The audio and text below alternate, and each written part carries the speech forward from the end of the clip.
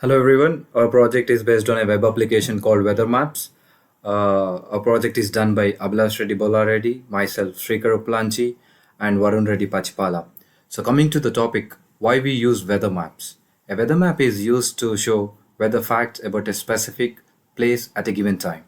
It can show temperature, cloud coverage, rain or snow, wind, air pressure, humidity, and the direction the direction a weather system is moving or expected to move. Most weather maps use symbols to represent specific weather phenomena. So coming to the introduction part, the idea for the project. In your daily life, we will travel from one place to another place. So we'll come across different difficulties like weather condition from place to place. So we got an idea to build an application which shows weather conditions from place to place, which makes traveling easy and safe. So coming to Weather Maps API. So in Weather Maps API, Weather Maps are application program interface that allow you to connect to larger database of weather forecast and historical information. Thanks to API and smartphones with built-in GPS, we have access to mobile applications that provide hour by hour forecast, severe weather alerts, and other relevant weather information for just about every place we go. So coming to the third topic, Google Maps API.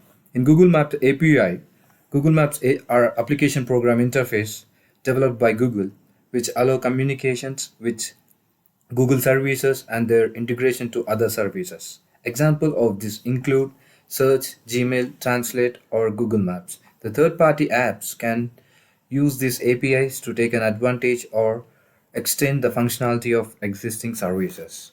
The APIs provide functionalities like analytics, machine learning as a service called the prediction APIs or access to the user data when permission to read the data is given. So authentication and authorization. Usage of all the APIs require authentication and authorization using a simple protocol. Then the client app can request an access token from the Google authorization server and uses the token for authorization when accessing a Google API services. Coming to the technologies part, in this in this multi-tier distributed app, presentation tier will be designed using HTML, CSS, JS application. Tier will be designed using a Spring, Java, REST web services. Google Maps Weather API. Persistent tier is designed using MySQL database. Coming to the user requirements. In user requirements, user should create a unique username and password because every user should have a unique username and password because if a single user calling multiple APIs call will makes trouble to the client point of view. With a unique username and password, the client can restrict to few API calls to the user for a day, per month and a year so that there will be no chance for the fraud to be happen. So for the both the user and client, it will be good enough to be proceed for the process. So coming to the architecture model, Abhilash will be explaining about the architecture model. Hello everyone, this is Ablash. Now I'm going to tell you about the architecture model of our project. So now this is the architecture diagram of our application. As you can see in this diagram, the user needs to enter the input data. Data in the sense it should be valid source and destination details using our interface. Then this input data will send to the weather API and Google Maps API. Here we have used Google Cloud Console to generate API keys. A Google Map API key is a personal code provided by a Google to access Google Maps on this site.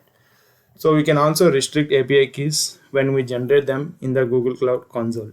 Similarly, we have used Open Weather Map to access weather APIs. And yeah, the input data should be sent to the will be sent to the weather API and Google Map API by using the web server Spring Controller. Here, Spring Controller is a framework which is used to build web applications.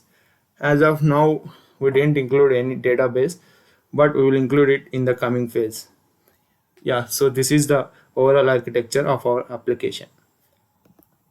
now I'm going to tell you about the activity diagram of our project. Here in the start point, user should need to send the source and destination. For suppose if you want to travel from one place to another, the first place will be Mecom and the destinations can be Peoria. This will be sent to the web server, and in the parallel activity, the route details will be sent to the Google Maps API and also to the weather API. So the Google Map will send the route details, and at the same time weather API will send the weather report to the web server, and the web server will send that weather details to the user. This is the endpoint of our project in the activity diagram. Now Varun will explain you about the sequence diagram. So hi, this is a sequence diagram where you can clearly see about the user interface, where the user should provide both the source, means the departure and the arrival, where both the routes should be provided. Then when the routes are provided, it will give rise to the web server, and from the web server, both the Google Maps API and the Weather Maps API are being called. So you can clearly show that, you can see that source and the destinations are given to the Google Maps API, and the Google Maps API gives the routes and waypoints where multiple waypoints are given, as well as the same the web server called Weather Maps API. So from the Weather Maps API, the weather details are given to the web server, and from the web server, the data has been sent to the user, where user can clearly say multiple routes where he can travel in a specific route, whichever the specific route he need to be traveled. So this is the overall sequence diagram of our project.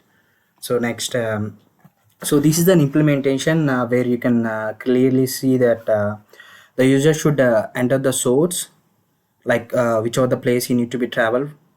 So here user should enter the source and the destination. So here we have taken example like from the Dallas to Chicago, where the user has given the source and destination.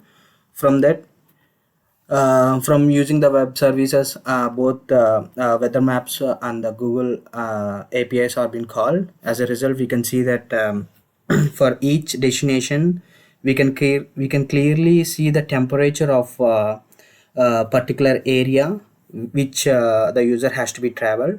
So for each area, the user will get the specific temperature for each particular area. So we can clearly see that the minimum temperature is 73.4 from Dallas. So for particular whichever the particular area you need to be traveled, so for each places the temperature has been shown. So this is the implementation, final implementation of our project. Thank you.